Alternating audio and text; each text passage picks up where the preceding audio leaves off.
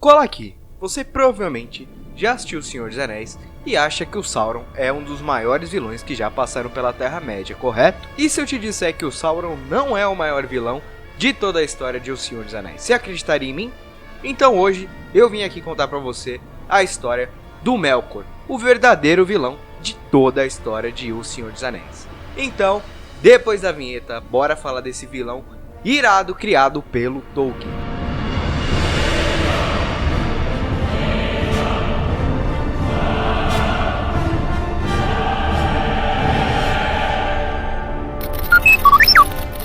Alright, senhoras e senhores, muito bem-vindos a mais um vídeo do canal. E hoje chegou o dia de eu falar de um dos assuntos que eu mais queria debater aqui nesse canal. E é lógico que eu tô falando de O Senhor dos Anéis. Eu, particularmente, sou muito fã de O Senhor dos Anéis. Lógico, eu não sou viciado igual a galera que estuda o Tolkien, a galera que debate o Tolkien. Mas é um universo que eu gosto muito, é um universo que eu tento entender bastante coisa. Ele é um universo muito vasto, então é muito difícil você saber tudo que rola ali no universo do Senhor dos Anéis. Mas é uma coisa que eu tento bastante e estudo bastante. E já tem muito tempo que eu queria fazer um vídeo falando sobre o Melkor. E hoje, finalmente eu consegui fazer um roteirinho aqui para contar para vocês a história do vilão mais casca-grossa que eu já vi em toda a cultura pop. Vale lembrar que como base eu estou usando o Silmarillion, que é o livro onde eles contam ali a história do Melkor. E também, é claro, um pouco dos apêndices de O Senhor dos Anéis, essa chabroca aqui que eu já li, sei lá, umas 10 vezes. Mas também tem muita informação legal aqui nos apêndices. Então, eu misturei um pouco das duas histórias para criar aqui esse roteirinho para contar um pouco da história do Melkor. Lógico que tem outros livros que envolvem o personagem, mas aí seria um vídeo muito extenso, e esse não é o objetivo desse vídeo.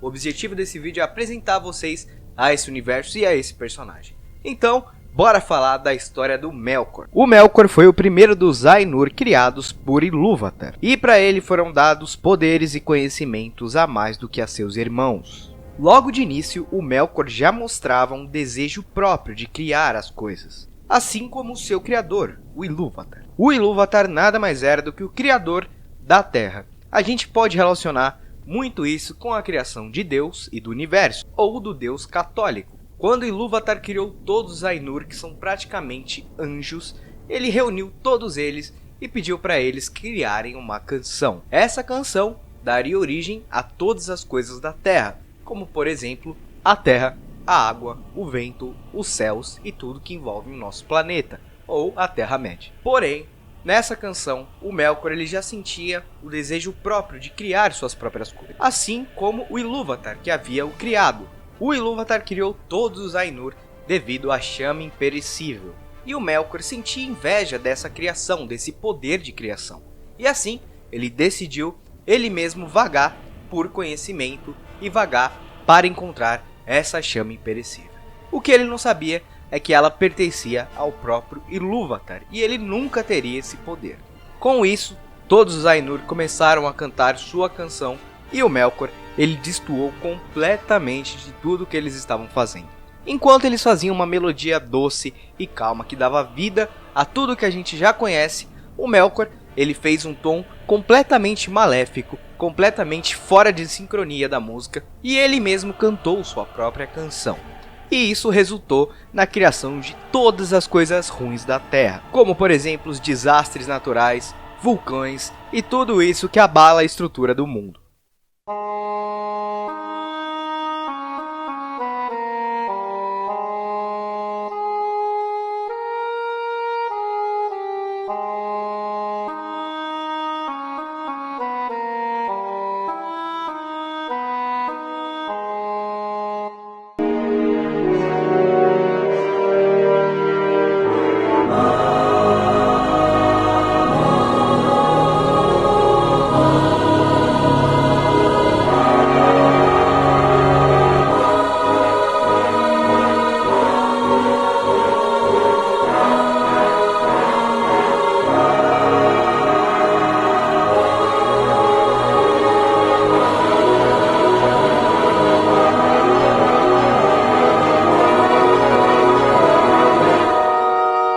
Após a criação, muitos dos Ainur desceram para Ia, que era o nome da terra antigamente. Os mais poderosos deles foram chamados de Valar, ou Poderes do Mundo. Os menores, que atuaram como seus seguidores e assistentes, foram os Maiar, e dentre eles estava o Sauron, que era um dos assistentes e seguidores do Melkor. Eles, assim que desceram, começaram a ordenar tudo dentro do universo de Arda, dentro dele, de acordo com os temas de Eru, ou Ilúvatar, como melhor que os entendia. Melkor também entrou e ia, mas ele estava frustrado por seus colegas não irem reconhecê-lo como líder do novo reino. Apesar de ter uma parcela maior de conhecimento e poder do que todo o resto, na raiva e vergonha, começou a estragar e desfazer tudo que os outros fizeram. Por exemplo, se qualquer outro Valar ia lá e construía belas coisas, o Melkor fazia de propósito tudo para ir lá e destruir. A inveja do Melkor começou a dar formas muito terríveis para tudo que estava sendo criado e ia. Todos os Ainur que criavam coisas acabavam frustrados devido às destruições que o Melkor criava. Isso causava um impacto muito grande entre os deuses ali, mandados por Ilúvatar. Cada um dos Valar tinha um poder especial ali para criar as coisas. Alguns se davam ao poder de criações de ferros e metais, ou coisas do gênero. Outros, por outro lado, se davam ao trabalho de criar árvores, música e tudo isso que a gente conhece da Terra-média. O Melkor, por outro lado, ele tinha muito mais poder que todos eles juntos, e eles não conseguiam detê-lo sozinho, afinal de contas ele estava estragando toda a criação belíssima que eles queriam criar para o mundo. Com isso, Ilúvatar mandou um novo Ainur para a Terra, e seu nome era Tulkas. O Tulkas ele tinha os cabelos e a barba dourada, e ele era um dos Ainur mais fortes de todos, superando até mesmo o Melkor. O Tulkas conseguiu expulsar o Melkor, mandou ele embora da criação de Ia, e mandou ele para as terras onde ele já havia tocado e destruído tudo o que ele queria. Essa terra era nada mais nada menos que Mordor, onde vocês provavelmente conhecem, por onde o Sam e o Frodo foram lá destruir o Anel do Sauron. Essa frase é muito boa. Ia, que agora era chamada de Arda, tinha 2 lâmpadas que iluminavam todo o continente. Depois de vagar muito tempo por Mordor, o Melkor conseguiu reentrar em Arda, e assim ele destruiu as 2 lâmpadas que na época eram as únicas fontes de luz em Arda. E assim, Arda foi mergulhada na escuridão, e a ilha de Almeiran, a primeira casa dos Valar na Terra, foi destruída na violência da queda das lâmpadas. O Melkor ele não conseguia sossegar, então ele voltou lá e destruiu tudo que era possível, incluindo as lâmpadas. Sem as lâmpadas não tinha luz e não tinha a energia para dar vida e criação em tudo ali de Arda.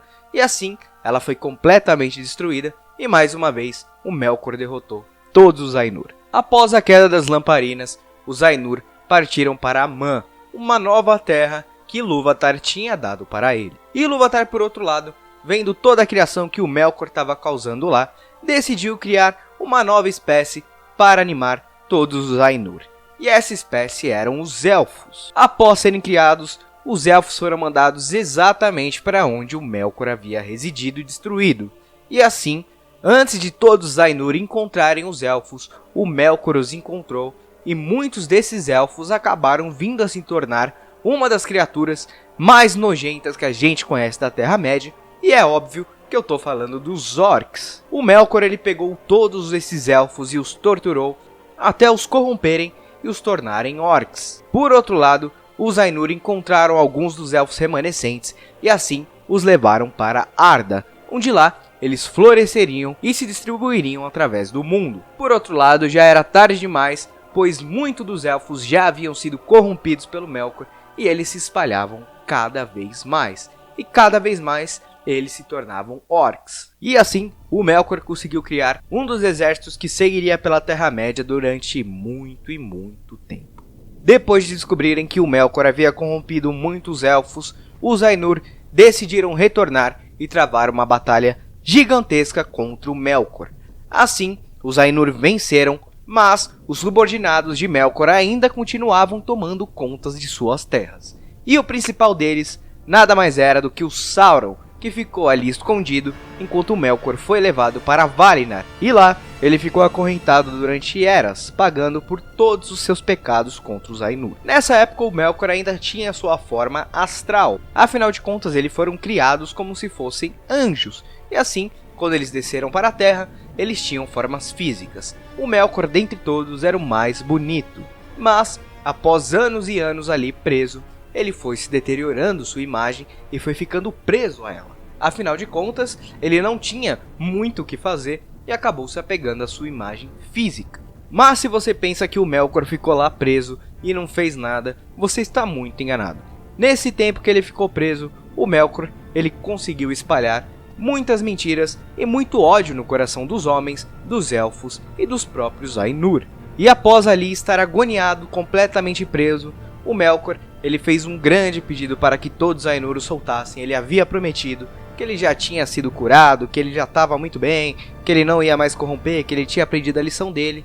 E assim, o Tulkas não confiava nele, mas o resto dos Ainur decidiram dar uma chance para seu irmão e soltaram o Mel. Ele ficou um tempo ali contando mentiras e travando pequenas batalhas entre homens, elfos, e assim ele foi criando muita intriga. E quando os outros Ainur descobriram, eles decidiram ir atrás do Melkor, mas já era tarde demais e ele tinha partido. Em sua fuga, o Melkor ele se aliou a Ungoliath, um espírito escuro sobre a forma de uma gigantesca aranha.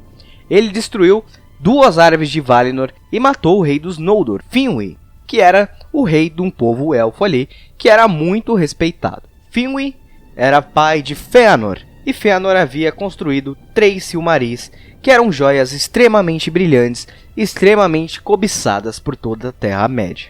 O Melkor, ele foi lá e após matar Finwë, ele roubou as 3 Silmarils e fugiu. E assim, quando Fëanor descobriu, ele amaldiçoou o Melkor e assim o chamou de Morgoth. E nunca mais, durante a história da Terra-média, o nome Melkor foi ouvido novamente. Morgoth era o novo nome do Melkor e agora ele era um dos caras mais odiados de toda a Terra-média. Assim, o Morgoth retornou para a Terra-média e lá ele construiu as 3 Silmarils dentro de uma coroa que ele usava o tempo inteiro. Muitos foram atrás do Morgoth e tentaram o derrotar, mas era tarde demais, seu poder já estava imensuravelmente grande e ele já tinha um exército gigantesco, então parece que ninguém ali dava conta do Morgoth. Nesse meio tempo ocorreram 2 histórias que são muito importantes para a história do Morgoth, que são Os Filhos de Húrin e Beri e Lúthien, que são 2 histórias extremamente incríveis, mas completamente longas. Se vocês quiserem eu posso fazer um vídeo falando sobre Beri e Lúthien e Os Filhos de Húrin, mas elas têm que ser mais pra frente, porque agora elas não fazem muita parte do contexto e elas seriam muito extensas para esse vídeo. Então deixa aí nos comentários se você quer um vídeo de Beri, Lúthien e Os Filhos de Húrin. Em uma dessas guerras, o Morgoth ele lutou com o Fingolfin, que era um dos irmãos elfos do Finwë, e assim ele conseguiu acertar o Morgoth e deixá-lo manco para o resto da vida. Após muitas e muitas batalhas, finalmente um grande exército chegou a Mordor, e assim o Morgoth foi capturado e acorrentado novamente. Com isso, os Ainur jogaram Melkor pela Porta da Noite, que era o Vazio Eterno. Há uma profecia que diz que um dia o Melkor vai retornar e causar muito mais destruição em uma guerra maior do que jamais foi vista. Mas assim, depois que o Morgoth foi derrotado, a pessoa que ficou em poder ali, nas terras de Mordor, foi ninguém mais, ninguém menos do que o Sauron. Vale lembrar que o Melkor, ele já havia criado todos os Balrogs e todos os orcs e várias outras criaturas tenebrosas. E assim, Mordor foi tomada pelo seu subcomandante, o Sauron, que depois veio a criar uma guerra ainda maior pelo Anel. Então esse foi um resumo da história do Morgoth ou do Melkor. Eu tava há muito tempo querendo falar essa história pra vocês. Lógico que isso aqui foi só a ponta do iceberg. Tem muita coisa legal e muito feito que esse cara aqui causou. Se vocês quiserem mais informações sobre isso, eu recomendo muito vocês lerem O Silmarillion, que é uma obra extremamente incrível. Esse é aquele tipo de livro que te faz abrir a imaginação e te faz ficar preso na cadeira pensando em tudo que você está lendo ali e refletindo muito sobre tudo isso. Ele é um livro repleto de conteúdo legal, então eu aconselho muito a vocês lerem o Silmarillion. Se você tem alguma informação que eu talvez tenha esquecido aqui ou deixado passar, deixa aqui nos comentários pra gente debater de uma forma respeituosa. E é lógico que eu vou pedir pra vocês seguirem a gente nas nossas redes sociais. Isso ajuda muito a gente e, lógico, dá uma motivação pra gente continuar aqui fazendo vídeo pra vocês.